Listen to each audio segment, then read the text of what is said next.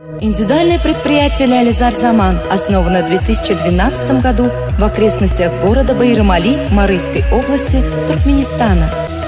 Компания занимается производством высококачественной пластиковой продукции, сделанной из экологически чистого композитного полимерного материала. На сегодняшний день в перечень товаров входят более 30 видов одноразовых посуд и различного рода упаковочных изделий, свыше 400 узоров для подвесного потолка из ПВХ, 5 различных цветных плинтусов, 2- и 3-зонные карнизы, 2 вида полимерных опалубочных листов.